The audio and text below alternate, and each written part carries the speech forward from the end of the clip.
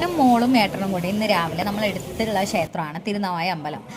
ബലിയിടാനൊക്കെ ഒരുപാട് ആളുകൾ ഇങ്ങോട്ട് വരാറുണ്ട്. അപ്പം ഇന്ന് ആ ക്ഷേത്രത്തിൽ പോയി. സാധാരണ നമ്മൾ എടുത്തുള്ള ക്ഷേത്രങ്ങളിൽ അങ്ങനെ പോക്കില്ല, ദൂരെ അങ്ങനെയൊക്കെയാണ് പോക്കുള്ളത്. പക്ഷെ ഇന്ന് നമ്മൾ ലീവുള്ള ദിവസം പോയപ്പോൾ അച്ഛനും മോളും മുന്നിൽ ഇങ്ങനെ നടക്കുന്നുണ്ട്. ഞാൻ അങ്ങോട്ട് നോക്കി ഇങ്ങോട്ട് നോക്കി കുണുങ്ങി കുണുങ്ങി ഇങ്ങനെ നടക്കുകയാണ്, വീഡിയോ ഒക്കെ എടുത്തിട്ട്. അപ്പം മോള് വഴക്ക് പറയുന്നുണ്ട്, അമ്മ എന്താ ഈ സമയത്ത്, അതായത് അമ്പലത്തിൽ നിൽക്കുമ്പോൾ ഫോൺ യൂസ് ചെയ്യാൻ പാടില്ലെന്ന് കുട്ടിക്ക് ബോധമുണ്ട്, പക്ഷെ എനിക്ക് ബോധമല്ല ഗൈസ്.